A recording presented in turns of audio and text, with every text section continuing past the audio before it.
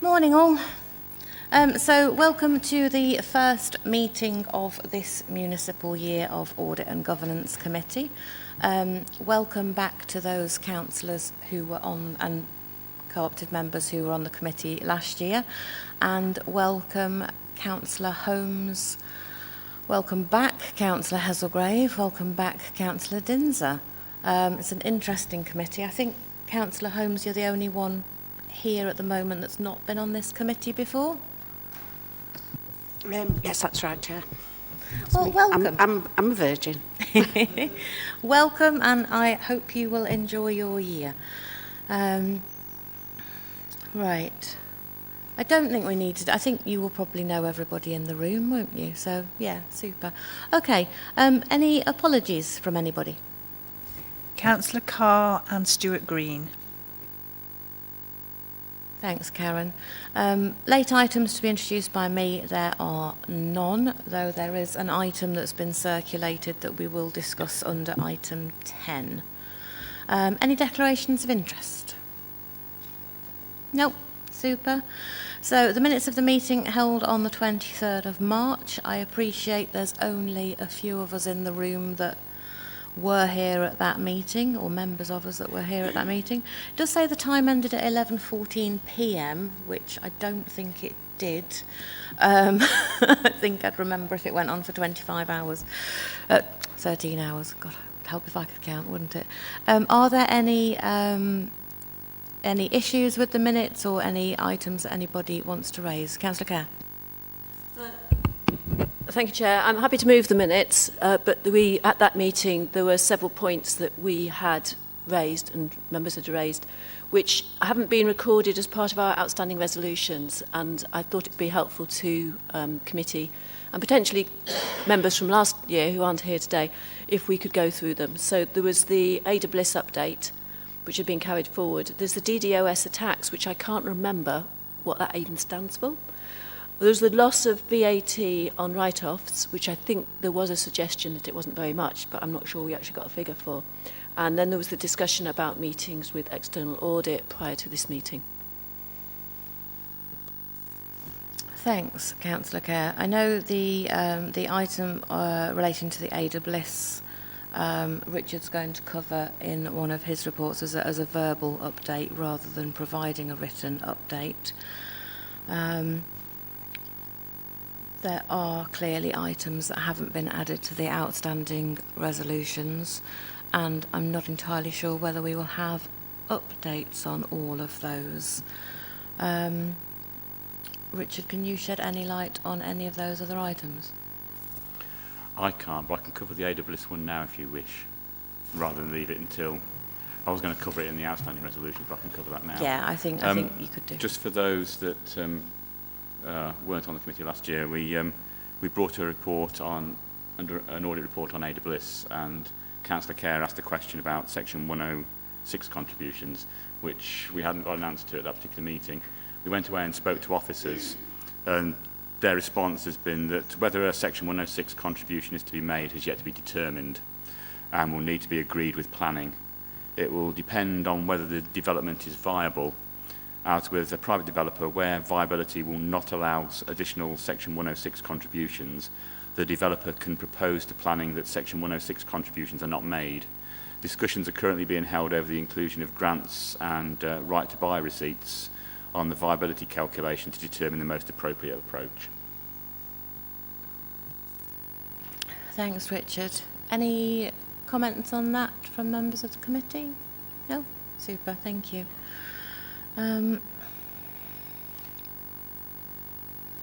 Yeah, so the head of internal audit agreed to look into whether all council websites were protected from DDoS attacks. You remember what DDoS attacks are, Richard? Denial of service. Did you manage to look into? No. No, it's not something I was going to pick up. Okay. That's what the minutes say. So let's have a look at that one. We'll go back to that one.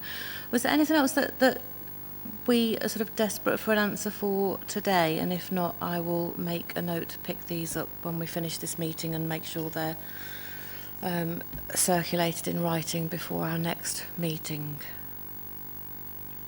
Is that acceptable? Philip? Yeah, just that we had a discussion at the meeting about position relating to external audit, and obviously it's the only reference on the minutes is that is at the beginning. And we don't have anything specific on the external audit at this meeting, apart from the bit tucked away in the annual report of the committee. I wonder whether we ought to have an update on that position formally as part of the meeting rather than tucked away as part of the annual report of the committee. Yeah. Simon, is that something you'd be able to pick up either now or were you going to address in any of your updates? I'm happy to give an update now. So the current position of the audit is it is substantially complete, but is waiting for a regulatory issue which has been identified nationally about valuation of highways infrastructure. That SITFA have gone out to consultation about the code requirements, so effectively how they should be treated in the financial statements that would apply for the 21-22 financial year, 2020-21 and 21-22 financial year. We've provided the evidence of how we account for highways assets for components in it in preparation, and as soon as SITFA has issued that guidance, then we hope that Ernst & Young have sufficient information, if it's compliant with where we think it might end up, to conclude their audit, issue their annual audit letter, and to come to the committee to sign off for the chair myself effectively based on that final assurance from the auditor to sign off the accounts. Just to support the committee, the chair myself meet the external auditor in a relationship meeting at least every 3 months, and we have again expressed our frustration that a national issue now is limiting our ability to sign off our local accounts. So we do expect it to be closed relatively soon, subject to the consultation which is being held nationally by SITFA. Thank you. Is it not the case that whatever the valuation of highways assets, it won't make a deal of difference to the authority's accounts at all? It's merely a matter of presentation in terms of the capital valuation of the assets. And did we not decide to write to PSAA about the delays issue? Did that actually happen or not? I don't know whether that happened, to express our frustrations about the delays in the matter. I wonder whether did that happen? If so, what happened? I don't think we did write to PSSA. We have to remember that PSSA are the body who contracts the audit providers. This is a national regulatory office which will be picked up probably now by the new audit regulator. In terms of sort of the component nature of highways, Philip as the independent member is really quite right there that the value of understanding the asset life of various component bits like the substructure, the tarmac above, culverts and everything else, you have to wonder for a reader of the accounts the value of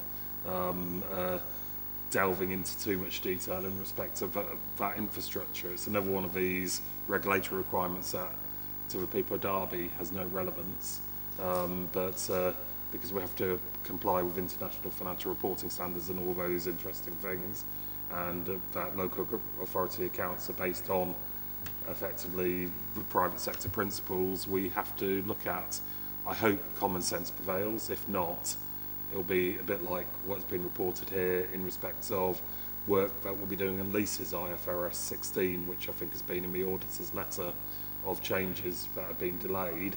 That again, you wonder the merits and benefit of carrying out that work. We'll keep you informed, and there was no specific external audit item on the agenda this time, but I know Hassan will be more than pleased to come to the next meeting of the committee. I just thought it was important to stress that it's not an issue that Derby, the authority of cause, and the residents of Derby don't need to be concerned from that point of view. The delay is outside the remit of the organisation here, and so the balances and everything else is okay. So there's not really a problem. So that was really my reason for asking the question. No, and a worthwhile question it was, Philip. Any other items from the minutes before we move on, with the caveat that we will get answers? Richard? Chair, I can pick up on the denial of service one, just give you a quick update. We will have done work over the last few years anyway as part of our IT audits on that. And so what I'll do is I'll trawl back through with the IT auditor and pull something together. Do you want that bring to the next committee or sent out to members in advance? I think if we can send it out to members as soon as we're able. Thank you. Super. Okay, so minutes aside. Item 5 is the appointment of independent persons to the Audit and Governance Committee. The report seeks the agreement of the committee to ask full council to approve the appointment of 2 independent members to the committee for a 4-year term. Realistically, does anybody have any... Oh, Councillor Kerr, then Councillor Hazelgrave.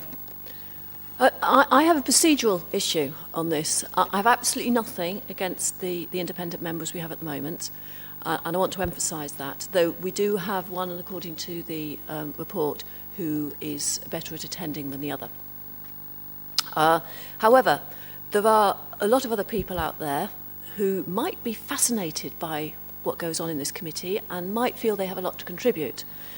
And by assuming that we want to reappoint our existing people, it means that we're losing the opportunity to potentially have a broader spread, a different spread of expertise to come into the committee. And as a comparison, I'm a council representative onto the Local Government Pensions and Investments Board, where we also have an independent advisor who comes in, and that appointment is advertised each time round, and as far as I know it's been the same person for quite a while, but we've been out there and asked if other people would like to do this, and people have been interviewed and recommendation made to the committee. And I feel that that would be a better process to us to follow. The original appointments, I believe, were done after an advertising process, and that 4-yearly cycle of re-advertisement and review, I think, would be healthier in procedural governance terms. Even if we end up with the same people, I'd be very happy with that. So can I propose that we defer this item until the next meeting, and in the interim put a request out there for people to come forward? I feel that we've got enough time before the next meeting to be able to advertise, give a deadline for that interview if necessary, and to bring this paper back. Do we have a seconder for Councillor Kerr's proposal? Councillor Jennings, thank you. I'm going to defer a vote on this just to ask Councillor Hazelgrave to come in, just in case his point is relevant, and then we'll have a bit of a discussion about that. Chair, I just wanted to actually move, before what Lucy said, I was going to ask that we move to the recommendation, because I do think it's important that we do have people who are independent coming on the committee with a background which understands and digs deeper than we would as lay people into these matters. And also that a renewed appointment would ensure some continuity, so that although the Audit and Governance Committee, as it's now called, does have people who have been on it before, there's some continuity. It's never fully refreshed completely at a full council. I think it is important to have someone who has some kind of fairly long background in dealing with this issue, and knowing what's come up year by year, maybe what might have slipped people's minds, but is very much in that person's mind. And I do have some sympathy with Lucy's idea of advertising. I'm not sure there'll be flocks of people coming forward who would be suitable and offer the same level of ability to scrutinise maybe that the existing people have. I'm not sure whether I'd be prepared to support the proposal, but I would have it, if it were framed in another way, that we look at ways of making sure that at the end of 2026, by then, a new way is looked at in terms of how we recruit for those posts. Thanks, Paul. Before I bring you in, Hardiel, Philip, can I just ask, how long have you been a co-opted member to this committee under whatever name? I think officially probably 4 years. I think I did come to a couple of committees off my own bat before that, but I wasn't officially a member of the committee. I think it's either 3 or 4 years. Thanks, Philip. Well, Councillor, one way forward to do is to stagger the appointment and have some people on for 2 years, some for 4 years, and then you don't have everybody leaving at the same time. yeah. Councillor Dinser. Yeah, I mean, I'd just like to, clarify whether the process that Lucy has just mentioned has happened or hasn't happened, because you think each time there's a reappointment process, you go through a process of recruitment. And the second point is, I'm not so sure how quickly the process can be done. You know, advertising, assessing, interviewing, then all the conclusions. Where our next meeting, I don't know what the time is, 6 weeks' time. So I'm not so sure that you can advertise, recruit, interview, recruit, appoint, with all the checks that need to be done within that period. Well, you know, if this process hasn't been done, then I have sympathy for what Councillor Kerr is recommending. But it could be a delay further than that. And why not consider looking to the future in terms of having, if that's not been done as a process, and the idea of staggering, because you don't want, if there's only 2 independent members, having them both coming up for reappointment or re-recruiting new members who may be interested in this really interesting area of work, then we should be looking at those processes if they're not already in place. So I question whether the timeline is enough to do what Councillor Kerr has suggested. Thanks, Harjul. Yeah, I just looked. The next meeting's the 27th of July, which is 6 weeks. And I'm not sure that would give enough time to go out to advert. But I think, I feel like independent members have all been interviewed, and that there was a pool of independent members to be chosen from for the various committees. Karen, I don't know if you're in any position to shed any light on the process. You're not, that's fine. I just didn't know whether you would be. Richard, do you know?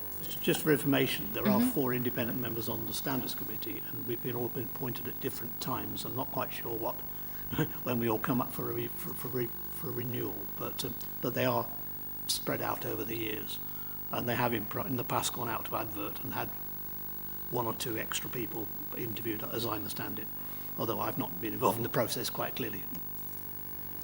Richard, were you going to add something?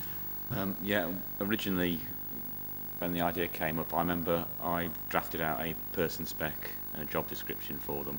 Although I wasn't involved in the recruitment, that was left to the then Section 151 officer and the head of democracy at the time. And I do recall that there were application forms coming in. I certainly remember someone saying we had 2 applicants, so there was a proper procedure. The other thing, of course, is that there's a push now following the Redmond review, and the government's come back saying that they will be recommending that all audit committees have 1 co-opted member, although the Chartered Institute of Public Finance and Accountancy are pushing for 2. So it's going to be something that's going to be hitting all audit committees going forward. So there could be, a rush of people to want to be co-opted members on audit committees.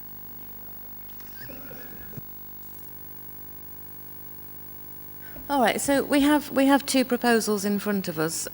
One that we go to full council to approve the appointment of the 2 independent members that have been co-opted onto the committee for the last 4-ish years, for a further 4 years. And another proposal that we postpone this to the next meeting and look at going out to interview for other co-opted, or to see if there are any other people that might want to be considered for it. Lucy? Chair, I think the suggestion of staggering 2 years for the changeover, I think that makes a lot of sense. And potentially we could do that at this point, so that we would go out now and we would stagger 1 person for 2-year appointment and the other one for a 4-year appointment from this point. Whether we could do that regardless of whether we re-advertise at this point. I would still think we should re-advertise at this point. And given that we've got a person statement and so on arranged, it shouldn't be difficult to be out there probably by tomorrow with an advert, give people 3 weeks to respond, and then 3 weeks to do the admin, and we're moving forward. Wouldn't go through council, we'd have to come back here first anyway. What's the formal end point for our current independent members? Are we allowed to roll them forward by a meeting or 2 meetings if we wished? I can't really recall whether a time frame was actually set on the appointment when it was done. But Philip's right when he said it's been about 4 years. It was about 2018, if memory serves me right. So it's not. I don't think it's quite 4 years. I'm sure it was over the summer of 2018. It's been talked about and put out, but I don't think there was a time frame set to the appointments. Anything to come back on that, Lucy? Yes, Chair, if we were to extend the current appointments until, we've got a meeting in September, haven't we? Early October. Until that meeting, to give us time to do a recruitment over the summer, and then reappoint for just under 2 years and just under 4 years at that point. And then we'd be into a staggered cycle. We're giving ourselves time to move forward. Simon, I'll let you come back and then we'll go to Councillor Jennings. I think probably the easiest thing, because obviously we need to look at the term of the appointment, is that you just make a recommendation to delegate to the chair to look into this and to ensure the ongoing presence of independent members until the next meeting of the committee. So if you wanted to move a resolution along that effect, then we can make sure that we base it on the evidence of the appointment that was originally made 4 years ago, 2 years ago, as Philip, because then we can bring a full report about the term and the appointment process to our September committee. Thanks, Simon. Councillor Jennings?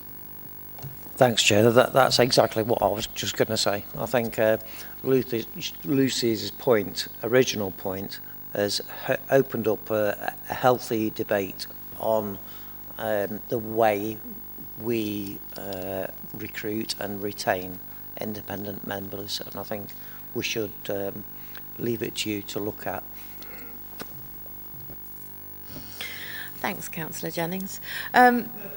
Chair, sorry, just one final point. I suppose we ought to, in terms of diligence, make sure that the attendance record of the people we're reappointing or purporting to reappoint is of a good level. Yeah, I think that's an important point, Councillor Hazelgrave. As was noted, I think at our last meeting, the attendance levels of all of the committee, and I think I'm right in saying there was only one member of the committee and one co-opted member that had attended all meetings, and both those people are in the room today. Yeah, I mean, for whatever reason, people aren't always able to make all the meetings, but we do need to ensure that both co-opted members are happy, willing and able to attend the meetings. And I would thank one of those members for his attendance and his continued enthusiasm for this committee. So are members then in favour of me going away and finding out all the information that we've just talked about and coming back? Because I do think it's a really good suggestion that the co-opted members are staggered. You know, 4-year terms are great, but yes, losing both people at once when there's also potential for the whole committee makeup to change leaves us in a really poor, potentially poor state for continued governance. Councillor Dinser? I mean, I'd support that. I second that as another option. And I think this report is lacking, because really we should have information like the recruitment process in here to help us be satisfied that the proper procedures and openness and bringing allowing everybody and anyone the opportunity to apply for this very interesting and informative role to happen. So I'd support your proposal. Thanks, Councillor Dinser. That's twice you've referred to it as interesting, so I'm glad you find it thus. I think it is important. I do think that this report sort of seeks to tidy up some of those timescales and items that haven't maybe been as firmed up as they should have been in the past. So I think the healthy debate has helped with that. So everybody in favour of that as a suggestion? Yeah, Chair, we'll leave you to tidy things up, set a process in train, and have a decision by September. Could you keep us informed as to what's going on? I will endeavour to do so.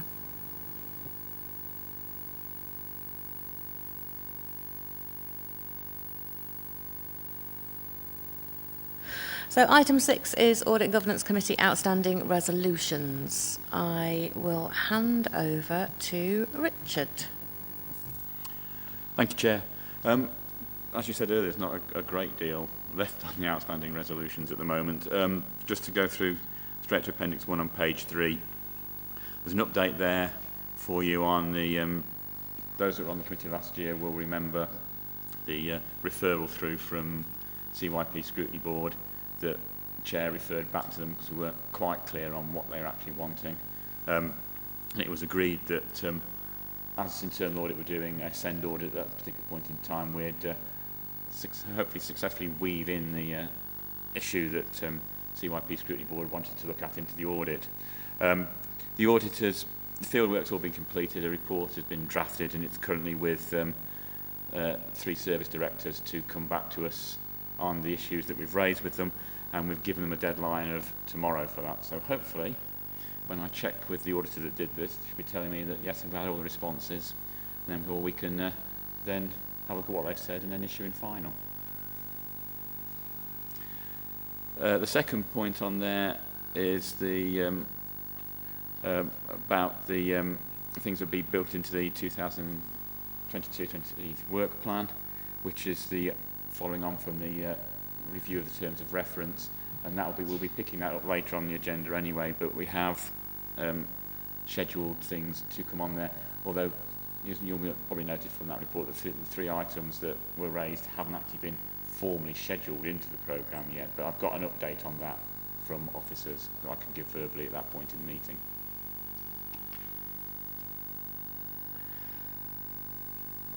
Then there's another item that Simon was responsible, and that was for, with the chair of committee, writing out to heads of service and directors and reminding them of their duty to respond to internal audit at all stages as soon as, and setting out deadlines for them in that. I know the email has been sent out. I've had a couple of heads of service come back to me saying that they've received that email and they've read it, and hopefully it will have an effect on how they work with us in the future. And the final one, Appendix 2, is an issue that has been raised from self-assessments over a number of years, really about the political nature and the fact that an audit committee should not be a political body, and therefore it just is constantly on there to remind the chair that she should to get this point across. But I don't think we need that anymore on there, because I think we've not had any issues recently. We had one a few years ago, which is why this came up, but we've not had any since. And I don't know, and I'm happy that this could be removed if committee are as well. Thanks, Richard.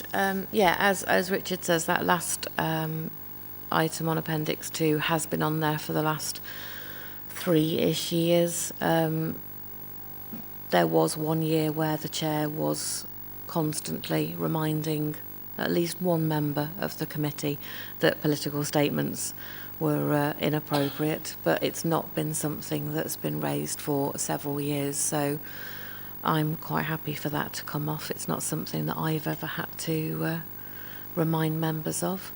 So is there anything on there from any member that... I see Lucy's hand going up. Thank you. I just wondered, given that we're beginning of a new committee, and I don't expect anybody here to be wildly political, but it may be the wrong moment to abandon that statement. It may be want to give it a couple of meetings to see how this particular committee pans out. But I hope it won't be needed, because one of the reasons I like this committee is because people look at the issues and they put their politics somewhere else. But the other thing is the way in which items are getting onto this list. And I just wonder whether we need to give clearer guidance as to what items we would like to have here. Because the 4 points that I raised, which came out of the minutes, none of them are on this resolution. So it's that resolution, or whether it's picking up requests. And maybe if we picked it up as a request from the committee, we would actually follow things through in a bit more controlled manner. Even if we haven't formally resolved and voted on something, but we've still asked for information to be provided back. And I'd like comments on whether it would work, this format would work like that, or whether it would become too cluttered.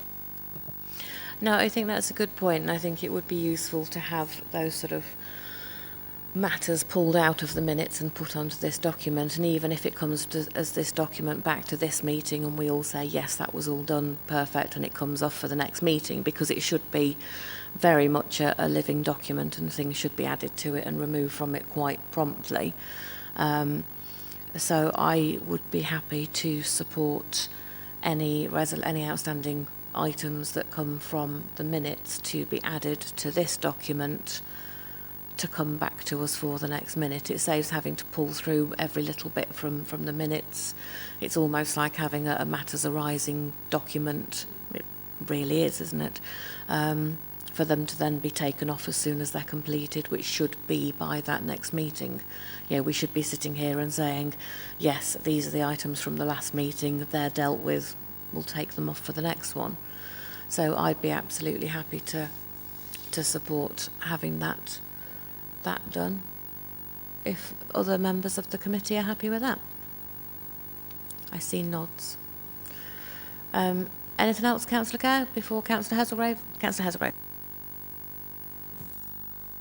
Just picking up on Richard's comments on the internal audit progress report and writing to directors of corporate resource, writing to managers. I know this issue came up when we were looking at internal audit reports some years ago, and it must be extremely frustrating. I hope the numbers have gone down. You'll never shake it out completely, but I do think it's quite intolerable that serious issues are brought to people about how they're running their finances and being proper about it. And these things are kind of just left in abeyance. I'm sure we'll come back to this on item 8.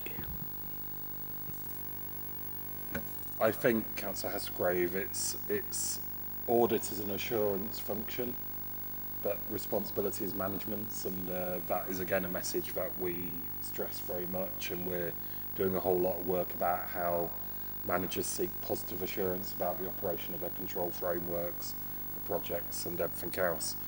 I think when Richard comes back to it in his review of the annual audit report, he highlights that progress and accountability on high recommendations probably has gone down significantly over the years, i.e. they've been actioned and everything else. What we need to make sure is that those medium to low recommendations that will improve effectiveness and accountability are also implemented. But I don't think our current position is that we have exposure to non-action on high recommendations, which I think would be of serious concern to this committee if there was a huge number of those across the piece which were not being actioned. But Richard will pick it up in his annual audit report. Thank you. Anything else from members? No? So if we resolve then that the final resolution of Appendix 1 is deleted because it's been completed. And I'm happy to leave the final one from Appendix 2 on for a couple of meetings at your suggestion, Lucy. But as you say, hopefully nobody here will use this meeting to make political statements. So, item 7 is the Audit and Governance Committee Annual Report, which I hope you have all enjoyed reading, as much as Richard enjoyed writing. I've clearly been through this because it's got my name on, and I've already sent my alterations through to Richard. But do any members of the committee have anything that they would like to comment on or see added or removed? Or is everybody happy with this to go to full council? Philip? There's a couple of minor things, but I mean, page 4, there's a link that's missing. Just says error, reference source not found on page 4.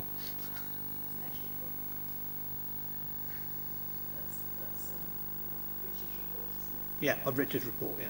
This is Chair's report. Sorry, Richard's report, annual report, yeah. Oh, sorry, I've got the wrong bit. Oh, sorry.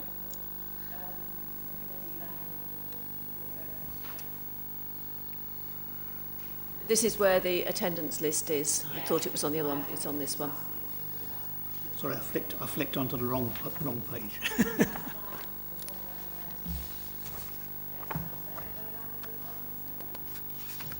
There was a, I think the stuff on page 5 about the delays we've already dealt with, we've been updated on that.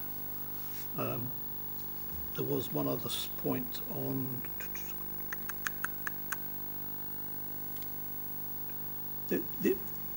on page 7 we talk about questioning the external reasons for delays. I mean, is the reason he's not here because there is nothing to report? Yeah, but because he hasn't actually been to the last 2-3 meetings? Is that a? I thought it would be an expectation the auditor would actually attend. So normally the external auditor, and you appreciate the pressures that external audit are under, is that they would appear at meetings where their reports are to be considered. And if I got to support EY, then the local audit manager, Vishal, left in January, and we're going to get a new audit manager appointed, I think, in July, and therefore they have not had a full staff complement for the Derby audit. We do raise and get agreement with Vishal over his attendance, and he has never resisted attending, but sometimes we go back saying there's either not a paper here or we can give the update on his behalf. But when they're fully resourced, we'd expect either Vishal or the new audit manager to be in attendance at most committees. Yeah, okay. Yeah, fine. Okay, otherwise fine, yeah, thanks. Thanks, Philip. Super. So we will send that to... Oh, Lucy? This is actually, it's only a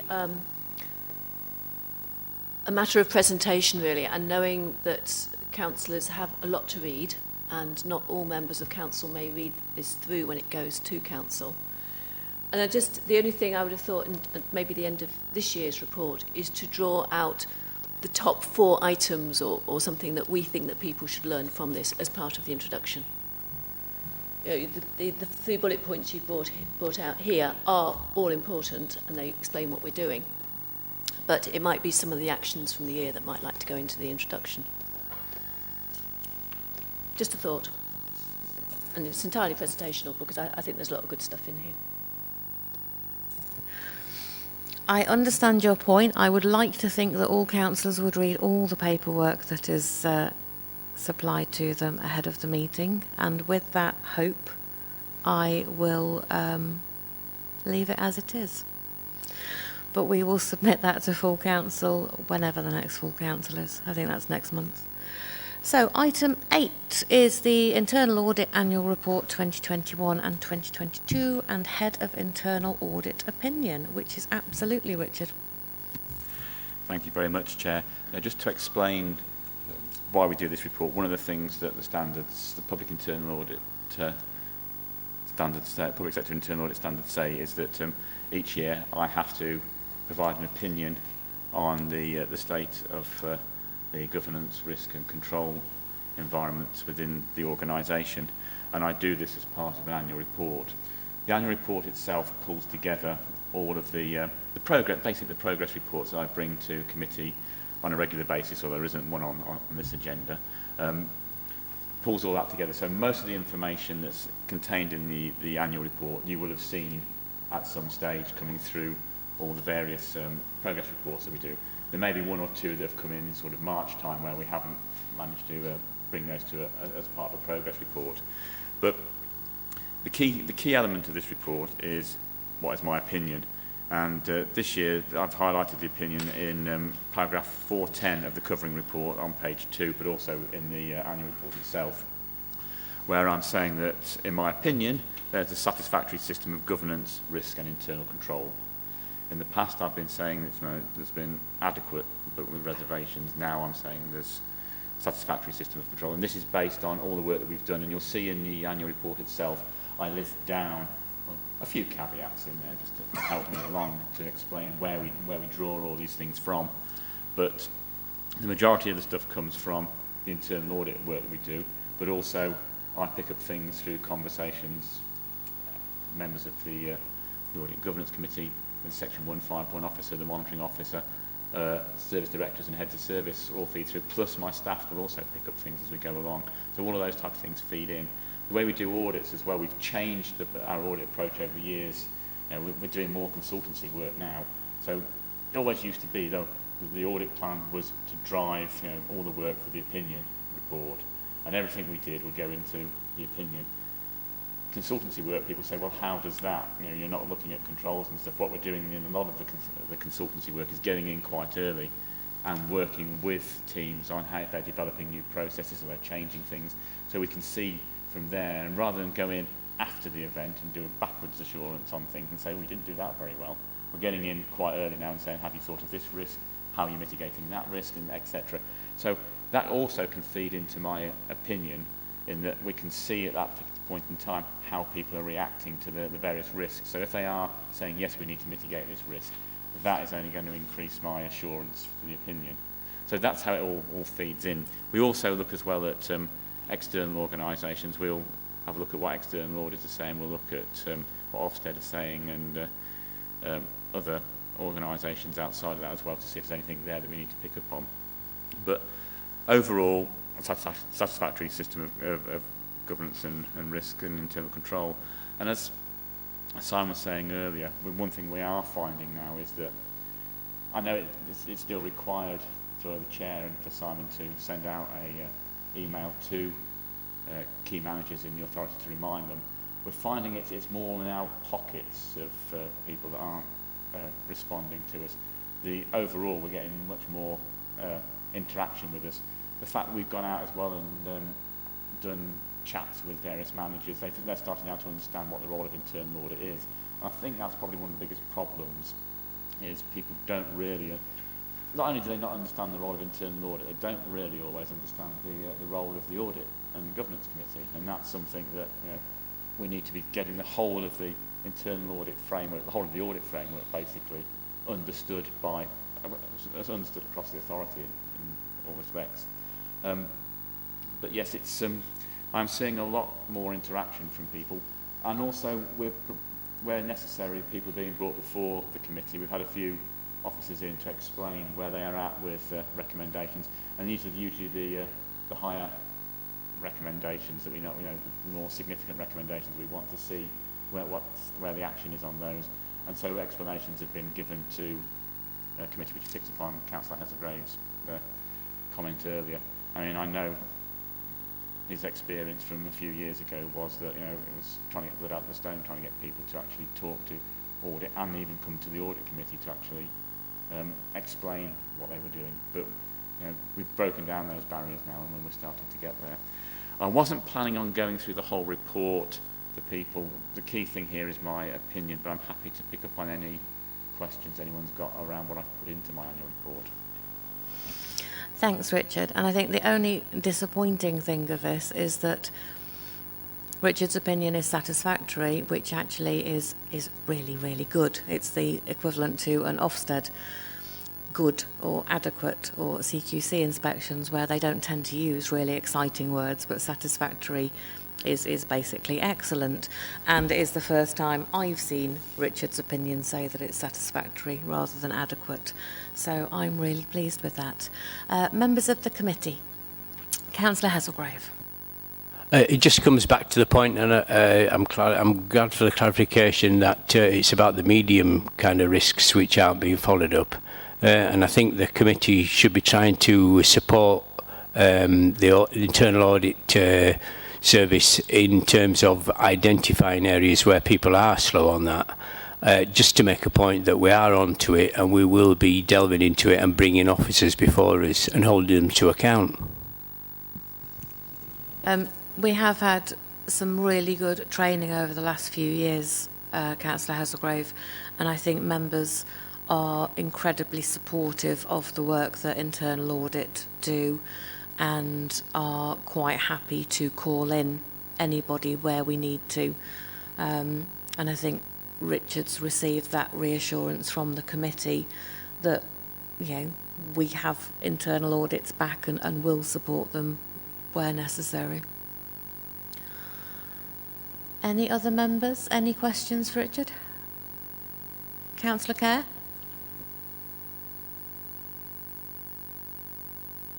This is the report where there's the missing link on page 5. But there's two things I wanted to raise. One is the comments, the background comments here, talking about the, it's on page 3. I've mislaid it now.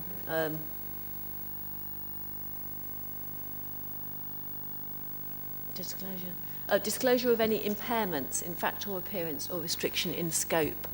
And, you know, obviously there's a statement here that I don't think the internal audits are impaired by departments. Beyond that, as we've just discussed, that lack of understanding or lack of resources. And I think where a department is feeling so under pressure and somebody comes along and says, well, could you just show me your paperwork about this? And they say, no, I can't do that at the moment, I'm getting on with this. That is, I think, the level of impairment we're in now, and it's a resourcing issue. I don't know if there's anything we can do about it, but it's just something that Richard doesn't comment on in his report. But I just feel that it is on the cusp of being one of the things that maybe ought to be mentioned, but wasn't. He may have interpreted those words differently. So that was the first thing. Do you want to take them one at a time? Yeah, my reading of that Councillor Kerr on impairments is around, you know, how we do our audits. You know, are we being stopped from doing our audits, that type of thing. I understand what you're saying about resourcing and that type of thing. And people, we do get issues where people are saying, I can't see you now. We do try and schedule audits around availability, and we are, surprisingly enough, as auditors, quite flexible in our approach. Because we're working to a plan, we've got several other things there. Most of the auditors have got 2 or 3 audits on the go at any one time. So, you know, it's only when they hit a brick wall with all 3 of, say, if they're doing 3 or 3 and get stuck, that's where we have problems. But we try to work with officers to get them, you know, to work out when's the best time to do the audit. And in a lot of cases, we try not to impact too much upon them. And in a lot of cases, we can get the information from other sources, or they can point us in the right place for the source to get the source of the documentation we need. In the good old days, when it was paper stuff and we'd have piles of paper to go through, it's a lot more different now. And the reason I don't put it into the report is that, in my opinion at the moment, it's not holding us back and it's not impacting on my ability to give an opinion. I mean, one of the things we had to look at a couple of years ago was what effect had COVID had on the audit work, and had that stopped us giving an opinion. A lot of audit sections it did. We were fortunate enough to have done sufficient work around that for it not to impact on us. But if there was an issue where I felt that, you know, it was restricting how we worked, then it would get mentioned in the annual report, but it would also get mentioned in progress reports as well. Chair, my other point was regarding IT audits, and it's not something that's within the report. It's really a an awareness of when we look at our IT audits in the coming months, and to link that through to the growing awareness about climate, because the activity or the online activity of all our IT, us here now, with our computer screens rather than pieces of paper, has a real life carbon impact. And the way in which our websites are designed, the way in which we use our email, the activity of members of the public accessing our website, all these things have a real life carbon impact. And I don't expect this is something that's being covered by our IT auditors at the moment, but it's something that, as we are seeking to reduce our carbon footprint, needs to be on their agenda. And I was just going to ask whether it's there already, or if not, whether it can be included as part of the IT audit thinking. Well, one of the things we're doing is we're doing a lot of work now around, I mean, it's going to be one of the biggest areas for us around climate change and all that type of thing. So we are looking at, how we can change things with our own audit processes as well, but also what we look at within audits and whether we have that type of thing within audits rather than just doing a whole audit on climate change, start bringing those things in. It's something we're looking at the moment, and certainly we'll be exploring that.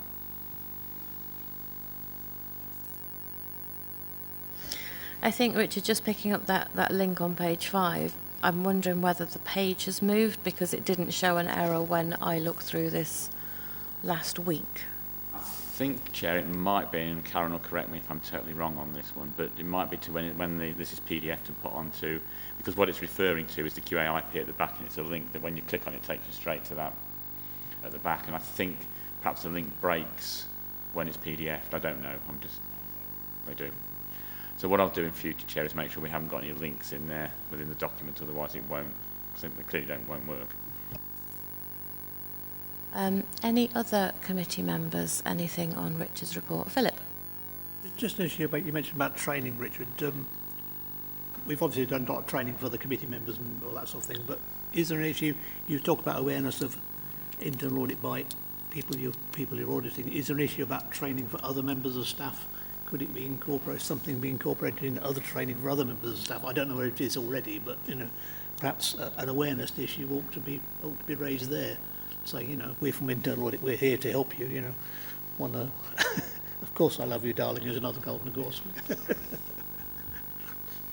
I totally agree with Philip's statement there. It's one of the things. I mean, it's finding time to do it, but we have done 1 or 2 training sessions. It'd be great to go out there and get the awareness up. I mean, we tend to do more things around. I tend to do more work with the counter-fraud team on doing like fraud awareness and that type of thing. But I think doing some internal audit awareness. I know myself and Martin did some work with the managers in housing strategy, and after an initial, you could see them thinking, "Oh, audit." They really warmed and understood what we were talking about, and the questions started flowing then, and it gave us a thought. Well, perhaps we need to do more of this. Clearly, we're doing business partnering where both Hannah and Martin are going out, but that's the higher level with the management teams. So the management teams are getting used to internal audit and what we're doing, but it's again filtering that information down, and not just to heads of service, but below that, because it's not just heads of service we're auditing, it's the members of their team, and I think that's where we need to get the understanding, because too many people still see internal auditors coming in to find fault with them, and we're far from that, in which we're all about assurance. Thanks, Richard. Councillor Jennings? Yeah, thanks, Chair. I think the theme for tomorrow's training could be rolled out. Obviously, it needs to be rolled out across the officer corps as well, because I think what happens tomorrow will actually inform councillors of exactly what the problem is, what we are, and what we need to do is roll that out across the offices. Yeah, absolutely. We had some discussion about the training, and when we've had training, it was last year, wasn't it? It was specifically for members of the committee, and the discussion we had was that if there was training that was available to all councillors, it would give a little bit of an insight as to what the committee does and is responsible for, and hopefully, you know, breaks down a little bit of that. I don't know what it is, so I'm not going to put myself forward for it in the future because it's audit and that's scary. You know, that was why we took out the accounts word, because that was a small part of what we do, and we didn't want the accounts bit to put people off if they didn't, you know, if they weren't mathematical and thought it was going to be completely over their heads. So it does need to be sort of constantly rolled out, and yeah, it sounds like there is training happening across officers, but hopefully some of that tomorrow will pick up, or will roll out to other councillors that haven't been on the committee previously, who may then want to come forward for this exciting and interesting committee in the future. Simon? Absolutely, and I think Councillor Jennings has raised a point that good governance is a responsibility of all of us, whether we're in the member or officer cohort, and the training tomorrow night reflects the new focus of this committee. First of all, it talks about what is good governance, some of the learning that we can look across the sector, as well as our role in it. And then it goes into, as I explained to Councillor Hesgrave, internal audit is an assurance function, and they will use the following skills to hopefully allow that service to get positive assurance that their controls and everything are operating.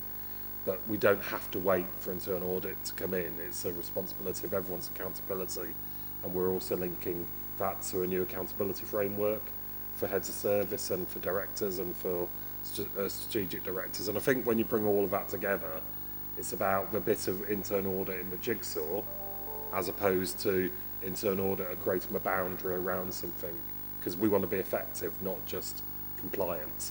And I think that's something that hopefully the training tomorrow night will get across. So please come to our training at 8 o'clock tomorrow night. Any other comments from members? No? Super. Thank you, Richard. So item 9 is a review of the effectiveness of internal audit, and that's Simon. Okay, so we've been doing lots of reviewing for this committee, but I think it is important that both you through your self-assessment and myself informed by your self-assessments and the role of internal audit in giving assurance across the council, that you get a annual position of my view around the effectiveness of internal audit. I'm pleased to say that I do have confidence in the internal audit section, so that's quite a relief to the internal auditors in this room. And obviously I have a requirement that I must have an effective and adequate internal audit service as part of me discharging my responsibilities. So if I did not feel that was the case, I would be coming to the executive, I'd be coming to the chair of audit saying that we don't have a sufficiently resourced audit section. You're aware that audit is provided by the Central Midlands Audit Partnership, which Richard heads up. That does give resilience of having a larger audit section, which I think is quite important, not only in the cross-learning that we can have of working across audit clients, but also not having single points of failure. And if you're a district council who aren't in CMAP and you've got one person doing an audit, one internal auditor, it doesn't give resilience. And I think being part of CMAP is a positive aspect. Internal audit needs to not only undertake assurance audits, but also add value and assist in achieving the council's objectives. So it's quite important that the internal audit section recognise that what we are promising, what we're delivering to the city is for purpose, and what they're there to do is to support us in being a strong organisation in delivering that in a robust way, a transparent way, and an integral way. And again, Richard talked briefly about the change in audit focus from maybe backward reviews to consultancy to understanding emerging fraud events and everything else. And again, my review of the past year has been very positive about not only the willingness of the team to change their focus, but also some of the consultancy advice we have given, which has identified things early on and made us very strong. So, for example, business rate grants through COVID, Richard was involved right at the beginning of the process. So how do I test that is effective? Well, we have a strong CMAP team on this audit. We've got Hannah and Martin here, who are our primary auditors, and they're engaged in not only getting the best from their teams, but also engaged as business partners into the directorates. And again, that is, I think we're building both our skill sets and our relationship set with directorates. And I think that's quite important, that auditors should be a critical friend. And I think that's quite important, that actually they're not just there to sort of beat with a stick. It's also about how we become better together, and we're training people and people are gaining qualifications. I think the resourcing of a plan, Richard reports that this year we have been successful in delivery against our plan. He has welcomed, and I've welcomed this flexibility to plan on a quarterly basis, which I think has allowed us to be more agile and relevant, and again, the team have worked very well with that. The compliance with professional standards, obviously we're just about to commission that next review, but our self-assessment against that is that we are adequately compliant with the sort of PSIAS, so the audit standards, and I have no worries on that front. In terms of improvements, I have asked the team to look at audit systems to try and move our audit reporting and our audit universe and our audit evidence base onto something that is more easily to use and can actually be used in other areas, such as informing predictive analytics and everything else. So we're appraising that, and you will also notice that we've piloted over the past year some changes in our audit reporting, again to try and measure that the design of the system. So is the system designed to try and have good control, prevent fraud, and then the effectiveness of discharging that system. And those pilots have been relatively successful, but will be linked into the new approach. And finally, Chair, I think we have focused on internal audit recommendations. I think people have now been more responsive. The quality of the responses to allow recommendations to be closed is more evidence-based than maybe it has been previously. And I'm picking up through this, and also the corporate risk management group, a real understanding of what it is to be an accountable manager, managing resources, managing risks, maximising the opportunities, and internal audit are supporting colleagues on that agenda. So overall, I'm happy to conclude that I think CMAP delivers an effective internal audit service, and that the improvement journey that both within Derby and CMAP are doing will hopefully provide us with a fit-for-purpose service going forward. So overall satisfied, thank you. Thanks very much for that, Simon. Members of the committee. Councillor Kerr? I just thank you very much. It's reassuring to have such a positive response back to a service that I feel works well, and to have that back as a professional statement I find is really reassuring to me, and I hope it's reassuring to everybody. I just wanted to pull out one point in the report, 4.16, which includes the comment that there are still occasions where the completion of internal audit assignments is not as timely as you'd envisage, and this continues to be an area for improvement. And I just, the suggestion is that the head of internal audit is seeking to address, and I think it's from the conversations we've already had this morning about the project balance within internal auditors, the resource issues within departments, the awareness that staff may have about the role of internal audit. I just feel this is clearly something that is being worked on. I just hope you're working on it as much together as individually. I think there's two aspects of that. Delivery of internal audit starts at the scoping document, starts at the first engagement. And as a team, or as the internal audit team, we're trying to improve, making sure that we know what the scope of the audit is, the risks that we're appraising, the information sources that we're having. And by getting it right at the beginning, then like any business, you can almost plan that consultancy, internal audit as a consultancy to the organisation about what requires to be done. I think the other area that I think it is taking some time to change is when we've looked at something and we're satisfied, do we keep on looking at it? Because there's a danger that in any compliance assurance type aspect, you want to get the 100% assurance.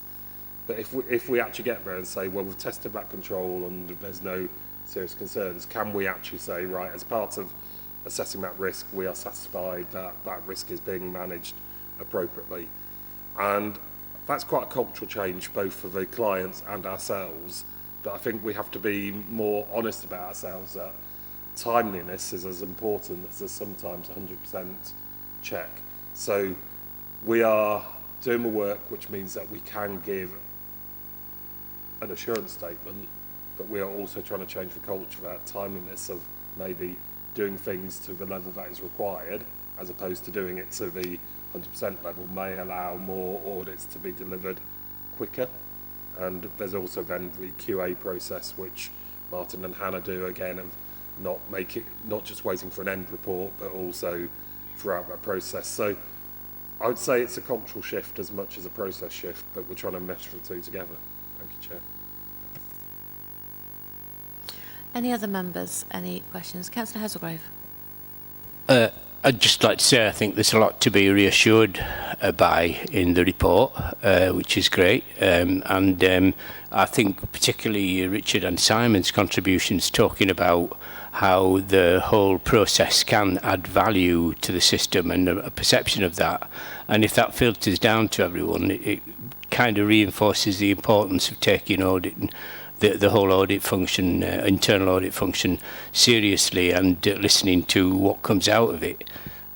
So I think it's a big change from certainly 3 or 4 years ago when Richard and his counterpart at the time, they wouldn't be speaking to each other, or certainly internal audit. And the Section 1501 officer and the monitoring officer weren't speaking to each other. So thank goodness we've moved on from that, and it's only to be, because it was a serious situation, and I'm really pleased to see the progress that's been made, and obviously the desire to make even further progress. Thanks, Paul. Yeah, I think the change of staffing has certainly helped things. Philip. Just a query, really, Richard. Do I get the impression from 4849 that there's a problem with IT audit? You seem to be lacking capacity. Is it a problem? Because quite clearly, IT audit, in inverted commas, is involved in virtually everything these days. But if you are short on resources, is there a little red flag coming up there, or is it a big problem? I have a little red flag that keeps telling me, we've only got one principal IT auditor who is exceptionally good and someone we wouldn't want to lose. The way he works is extremely good in that it's not just standard audits that he does. The way he works, he's actually pulling out issues as he's working, and we now send out a lot of memos. So we're actually ahead of the game in a lot of things because we're spotting things quite early on and able to get information through to the IT team about issues they've got for them to do that, to actually repair issues that are falling apart, shall we say, within IT systems. But he's quite, and he will spot a lot of things, and his knowledge is very, very good. But there's just one of him, and he is a single point of failure if anything does happen. We're looking at various things to support him through his work. We've looked at other auditors that have got an interest in IT and how they can help. But that was an interesting experiment. But what we normally try and do is we go to the University of Derby or any other university where they've got, look at people on IT degrees there and offer them a year's comment as part of their degree course to the City Council, and we've picked up some good people that way. And we had got one person that we had offered an IT job to, but they got poached by a merchant bank who offer slightly more money than we do for doing things that he really wanted to do. And since then we've been looking at how best we can fill that post without having it on a yearly basis. We really want to grow our own, so we want to get someone in that we can train, and then there's a bit of succession planning as well, because our principal IT auditor won't be with us forever, so we need to make sure we've got things coming through. So it's something that we are working on. We're exploring a lot of avenues, but it's coming up with the right solution that is the issue for us at the moment. My point really is this succession planning to ensure you don't rely on one person entirely, but you have somebody else who can at least do part of the work, if not nothing else. So I was just slightly intrigued with this one-page reports. What are these one-page reports? I mean, I like a one-page report. It's if you get everything on one side of paper and you can be explicit, that's good. But how are you doing with that, Richard? That is something we're looking at. Other organisations are starting to go down that route, and we've seen examples of it. They never show you examples of good audits, though. They don't show you an example of, say, a limited or no assurance audit, with how you'd fit that onto one page. It's always the good audits that, there's only a couple of issues raised. So that's something that we want to explore. But it's like really getting a dashboard for people to have a look at. And hopefully, as Simon was mentioning, that we are looking at getting a new audit management system in, and hopefully that will help us with this. But at the moment, again, we're looking at various ways we can do that, but we would like to cut down the report so it is more like an executive summary that people can pick up and go, that's the issue. Am I getting assurance from this? Yes or no? What are the areas I need to look at? And here they all are. But yeah, a one-page report would be lovely, but it's just working out how we can get it for those one or two audits that we have that aren't, well, we can't quite give anything other than limited assurance for. Any other members, anything to add or ask of Simon? No? Then thank you, Simon, for this. It has been well received, and we will look forward to another one next year. Item 10 then is the draft work programme. There has been another report circulated, or another document circulated alongside this.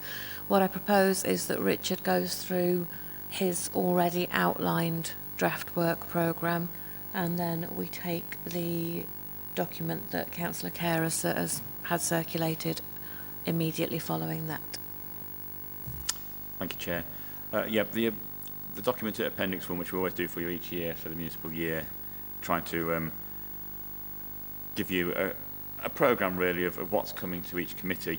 We've assessed it, and I mean, as you well know, you've heard the conversations about the statement of accounts, etc. So trying to fit all that in, and when external audit will be reporting has been a difficult one, but we've taken a good stab at these should be when we're expecting them, so hopefully that will go ahead.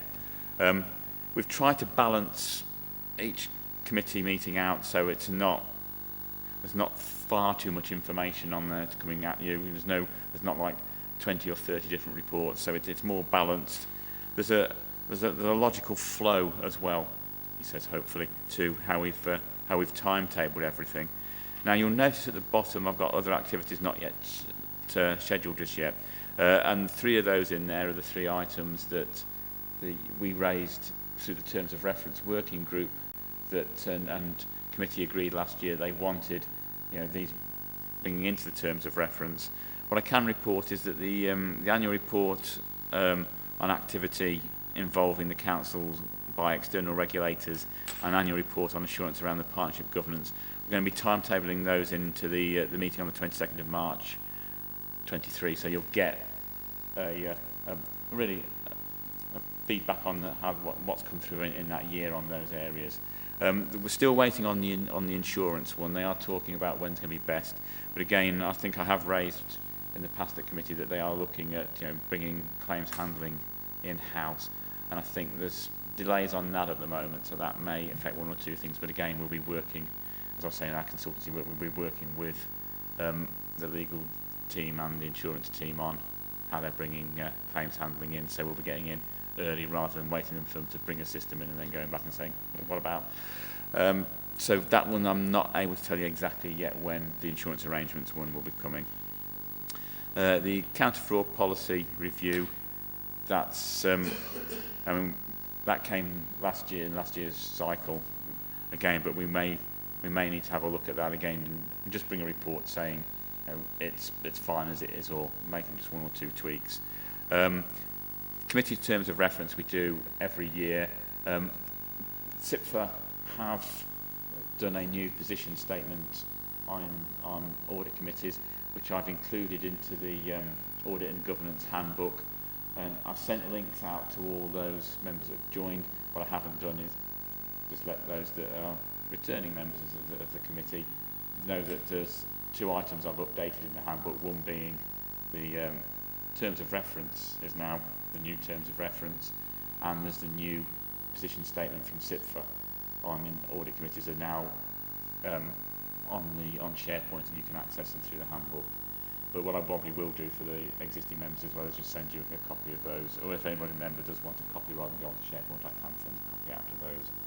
But so hopefully that we'll probably put that in for about October, November time like we normally do, ready for going to the committee in January for discussion. But CIPFA are also updating their their guidance on audit committees, and that should be out the next couple of months. But it's really what the government are looking for in response to the Redmond review. They're looking at what CIPFA are putting out as that guidance. One of the things is clearly CIPFA are going for 2 co-opted members on all audit committees, although the government only thinks it should be 1. We'll see how that one goes. And the final one, of course, is the outcome of the PSA appointment of external auditor from the 1st of April 2023. Once we get that, then we can timetable that in. So they were the only ones that are outstanding. You will note on the in the March meeting, I've got a local code of governance on there, and it's something that the chair has asked us that we have an annual review of that, and it's something we're going to have a look at. I attended recently a CIPFA webinar on governance. One of the things they were saying is they're still disappointed at most local authorities. The idea of a local code of governance is just to take the CIPFA guidance and shove it into some sort of format and say, yes, we're doing this. So one thing that Sarah Walker and myself were looking at is how we can hit more of what CIPFA want us to be doing on the local code, i.e. how we're actually going to address those issues. And then the annual governance statement will come along and say whether we've been effective in doing that. Thank you, Chair. Thanks, Richard.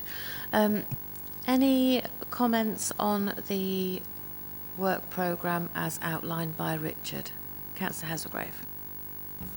Chair, notice on page 9 of the report we say that we have a new responsibility, which is bullet point 3 on that section, to consider the exercise of officers' statutory responsibilities and functions delegated to officers. We've got this as a governance function, yeah?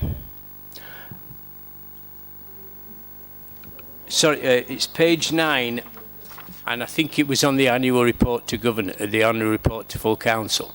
So it's an extra term of reference for the committee. Am I off track here?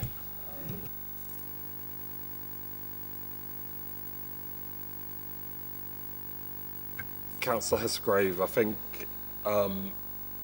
in the reports that we've had previously, it talks about the remit of the committee, the terms of reference, and it does pick up how reports can come here, and also that aspect. And in here, of course, you have the ability to also look at governance issues, and it's likely that, for example, if there's changes to the constitution, we may bring them back here. You'll see here I've added an item on the governance of PFI contracts for January. You've raised issues around officers, delegations, and everything else. So some of those will come from reviews that we have anyway for review into an audit process, but the committee has the ability to scope out additional governance work items and add it through the year. We don't have to set it down in stone here, but we've added a few as a starter for 10. Thank you. Yeah, so I'm just looking at in more detail, and just to give a bit more background, it says the key changes to the term of reference which the committee approved were to add 3 new areas of responsibility and to seek additional information on an existing responsibility. Then it gave 3 new responsibilities, one of which was the one I've referred to, yeah. And then the expanded responsibilities is quite long to talk about, but it's somewhere in your papers earlier on when we were discussing the annual report. And I just thought, as this is new, and we may wish to seek reassurance on that maybe we ought to find scope for that, or certainly if it comes up as an issue in a report, that we give more attention to that so that we can reassure full council in the next report that there is good governance on this aspect. Just a general observation, and wondering whether it should feed into the actual programme of work for the year, or whether we should make sure, as Simon I think alluded to, that if it comes up we pay more focus to it from the governance side. Yeah, I don't think it needs to be anything specifically added to the work programme.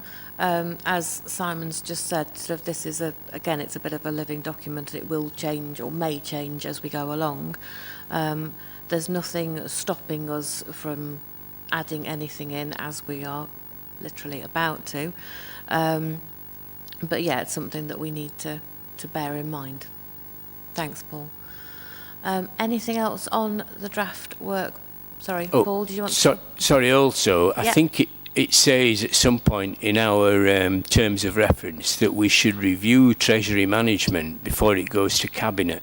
I think that's the wording it says. But we actually review Treasury management mid-year in November. Now, whether that's almost substantively what will go to Cabinet, then fair enough. If it will be revised before it goes to Cabinet, I think it goes quite late in the civic year. Ought we to be looking at that final report before it actually goes to Cabinet? Thank you, Councillor Hesselgrave, and thank you for taking interest in Treasury management. The Code of Practice says that you should receive an annual Treasury management report and also mid-year reviews, so there are 2 obligations. I have to say that often, because these are reserved issues for council, so all council see it, we've probably bypassed audit in the past. In that review, the code says that good practice is that audit will look at the Treasury management report, then it will go through to Cabinet and then through to full council. So we will try and make sure that is a pathway. But having said that, I don't think anyone bar you has ever asked me a question on Treasury management in this committee, so I look forward to that debate later this year. I don't think there should be any secret gardens for us, so if we need training before we do that, then let's have some, please. Thanks, Paul. It is a delight to have you back. Anything else before we go on to the other document? No? Lucy, would you like to discuss this? I would, Chair. Has everybody seen what is now a briefing note? And Karen's got copies of it, and I'm hoping it'll go online, but if not, anybody who happens to be listening is welcome to contact me for it. I hope this would be a late item, but it appears that councillors aren't allowed to write late items as proper committee papers, and that is something else that I'm going to ask further questions on. But this came out of an urgent leaders' decision meeting at the end of May for agreement to create an urban forest in the marketplace, or more specifically to say how an urban forest would be funded.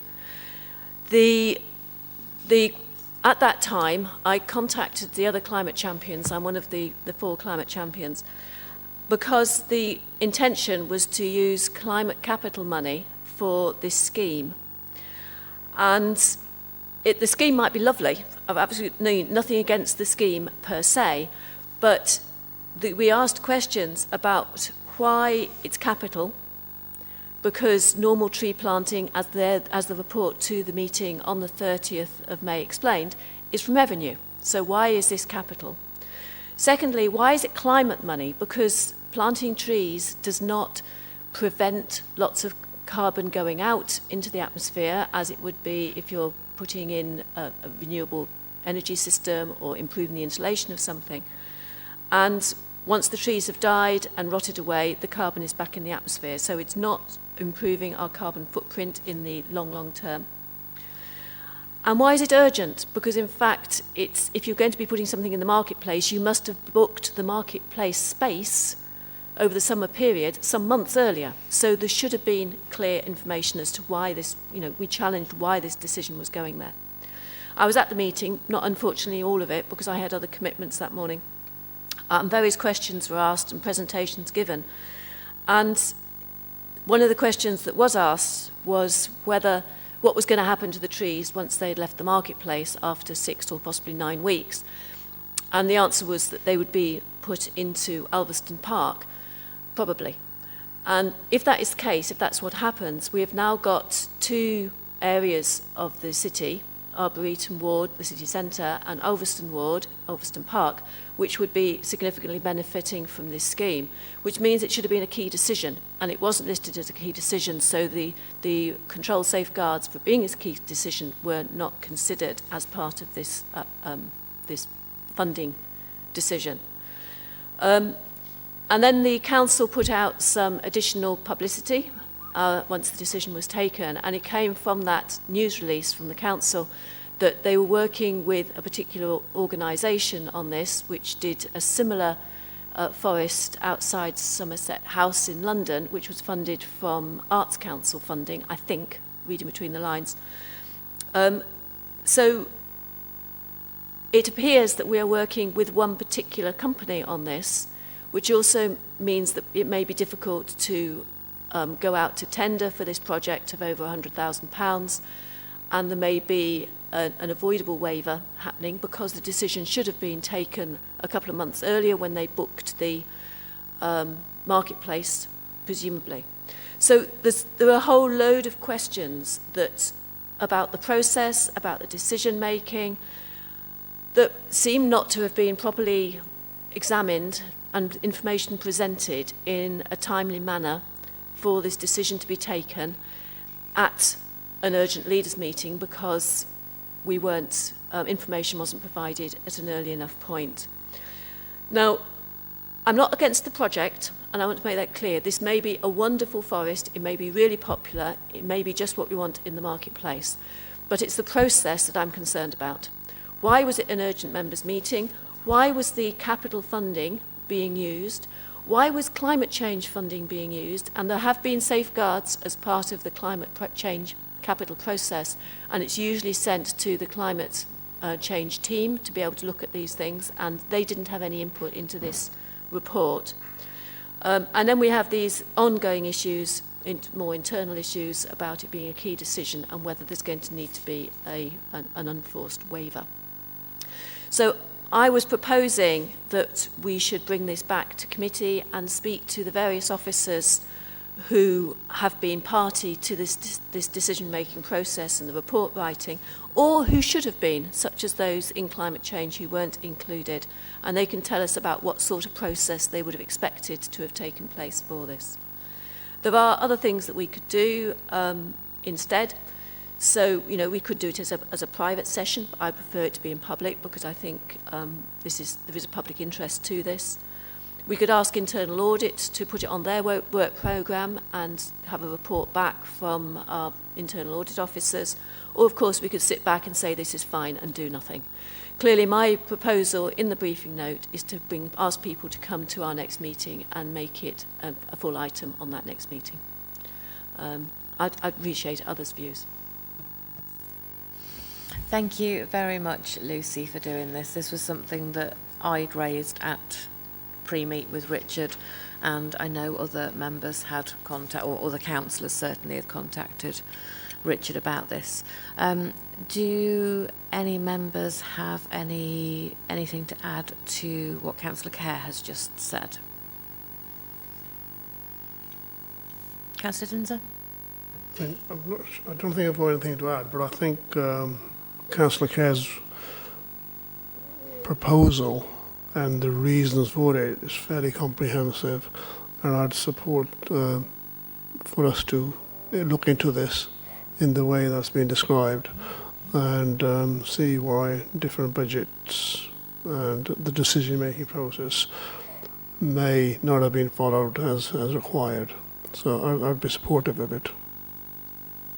Thanks, Councillor Dinser. I see further support from Councillor Hazelgrave as well. So we've had a proposal, we've had it seconded, we've got some support.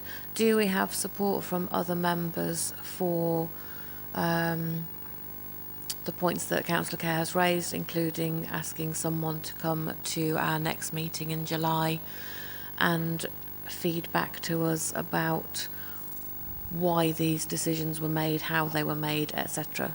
Councillor Hazelgrave? I'd just like to formally offer my support in terms of what Councillor Kerr said and what Councillor Dinser said. I think it's a really good area for us to look into and very, very relevant to the whole climate crisis, etc., and how we're dealing with it.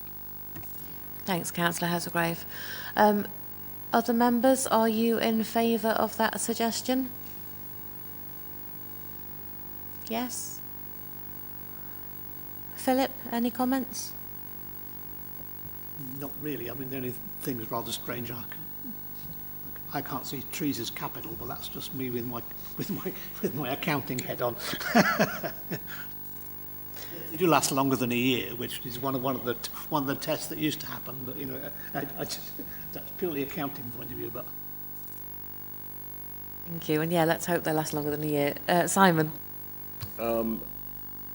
Just to answer the question about capital, if Philip wants to look at IPSA 27, it does allow us to treat it as capital. I went through the same. I went through the same thought process as you would expect in respect to this. And also, when a capital budget is determined by council and it's an approved capital programme, the discharge of that capital budget is an executive function, which obviously, through an urgent leaders, it was discharging an executive function. Just a couple of context on the capital. I'm not going to comment prior to, obviously, if you were to review it in July about the governance. Thank you. Thanks, Simon. Do we know who we would need to request to come and speak to us about this? Lucy? In the briefing note, I was recommending that we ought to have somebody from climate change team who would seem to be excluded from this. It was originally, I think, an environmental services report, so we clearly need to have somebody from then. In terms of democratic services, they are the ones who said that it was not a key decision, so they would have a question to answer. And finance, it's obviously a finance decision, and the leader of the council was making it, so whether we would ask him to be there as well or not. But those were the areas I suggested that we might want to have ask questions of. Simon? Yes, I think here I'd recommend myself, the monitoring officer, and Rachel North as effectively the statutory officers and the sponsoring officer and the leader of the council. I think it needs to be at that level. Was the governance decision and the evidence behind that decision robust and compliant or not, as you'll evaluate? And I think probably those people could represent this report and the challenge of the committee in July. I think if we take it down to too low an officer level, I think we need to keep it at the sponsor level. It would be my recommendation. Members in favour of that? Yeah? Brilliant, super. So if we can invite those members to attend the July meeting. Thanks, Karen. Brilliant. That was easier than I hoped. So, item 11, a final item of the agenda, is the Internal Audit Plan 2022-2023, Quarter 2, which is also Richard. Thank you, Chair. We brought the Quarter 1 plan to you back in March. So, as we've been talking about, it's cropped up a couple of times during the meeting. You know, we do quarterly planning now, which from my point of view is a whole lot better because we're not having to into the realms of presenting a whole year plan to you in March and then having to change it by the time we get into about May time. Also, the pandemic has shown us that risks change quite quickly. This enables us to address risks as they come up. So if a risk happens during Quarter 1, we can bring and build it into the Quarter 2 plan. I'm a lot happier with the way things are going from a planning perspective now with this. I feel it also helps me with my opinion statement as well, because I'm getting a lot more relevant information coming through and a lot more timely information. We're not sort of looking at things well in the back, we're looking backward at things. We can see things coming. We're horizon scanning, and we can get on and get involved with things, certainly when new initiatives come into the council as well.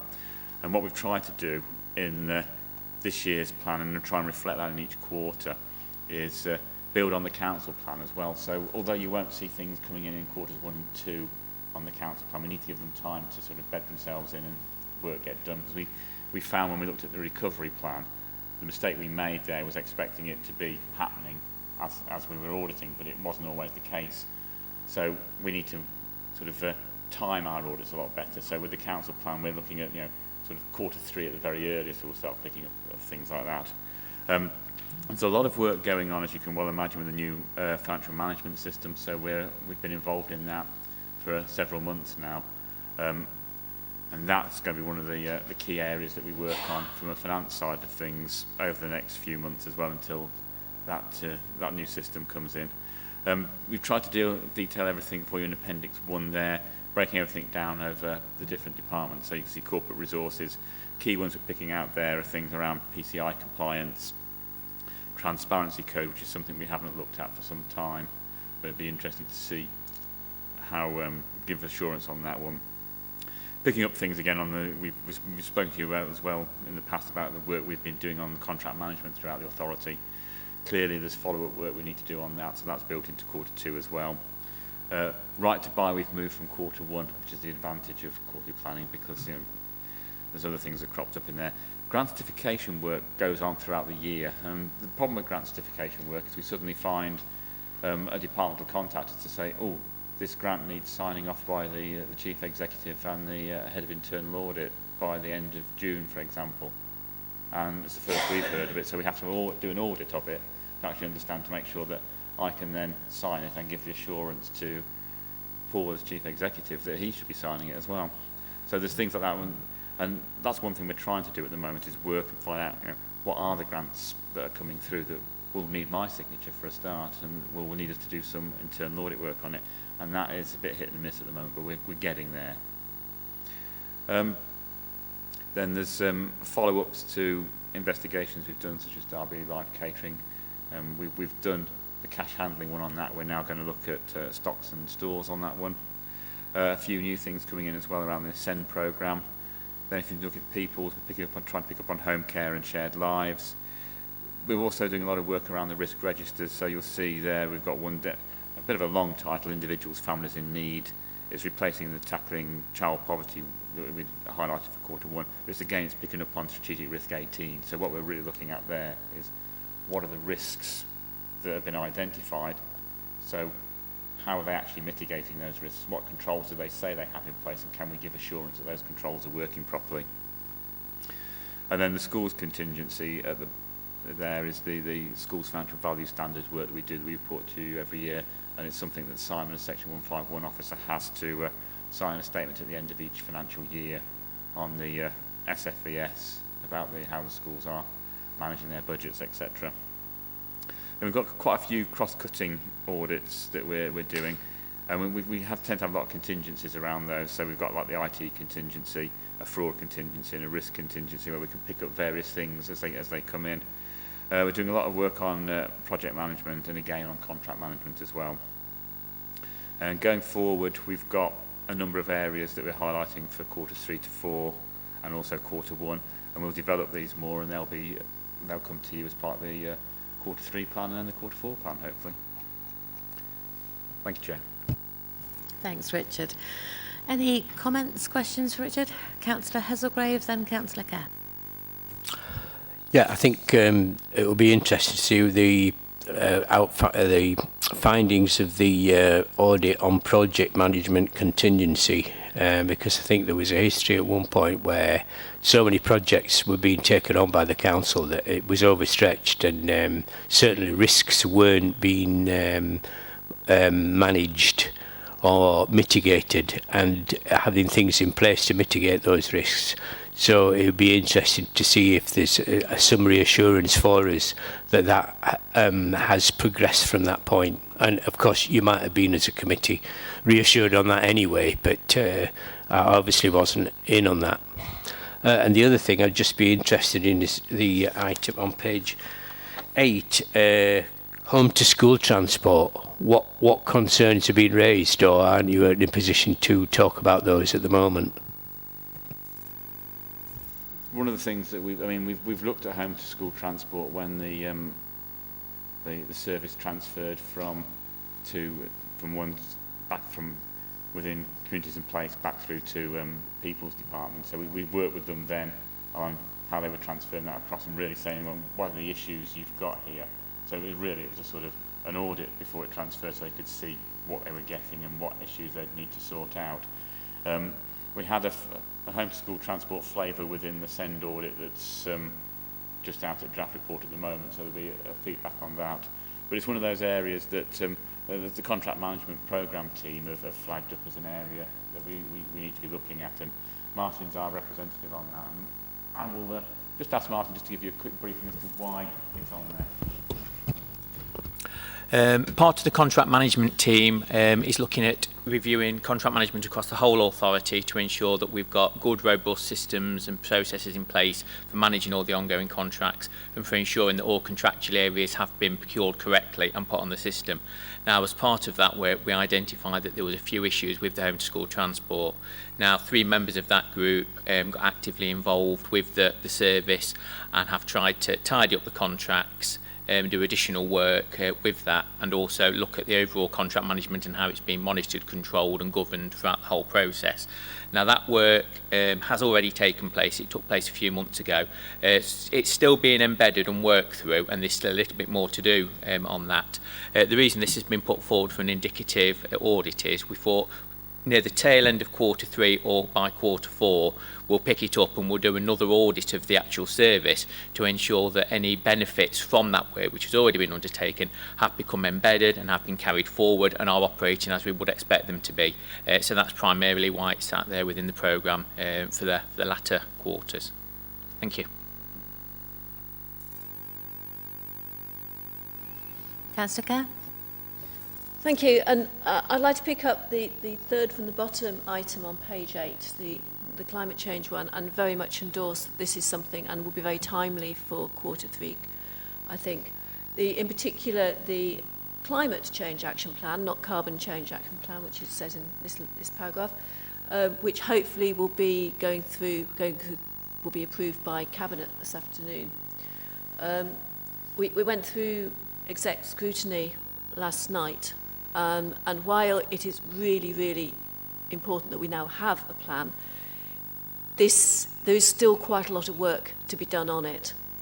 And hopefully over the next couple of months, that work will happen within the climate team and it'll become a better document. And at that point, I think there would be some really helpful work to be done on the audit side to see how that interacts with the other plans within the Council's portfolio of plans.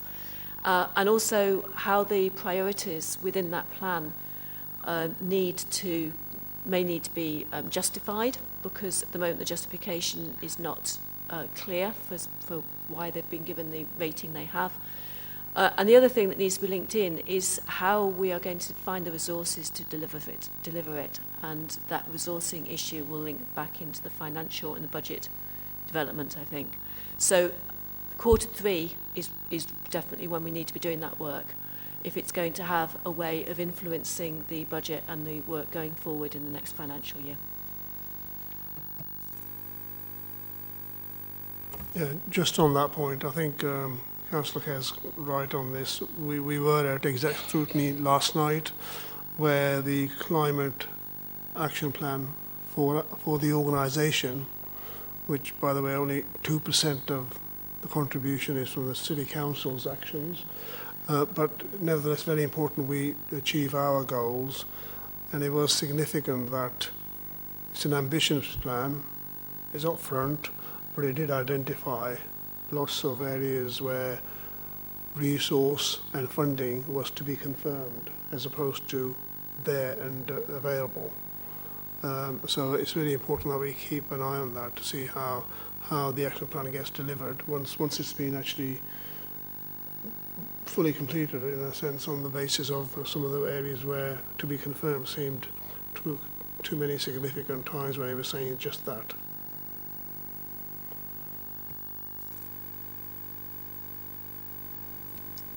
Go ahead, Richard. There's a lot of work going on at the moment in internal audit land around climate change.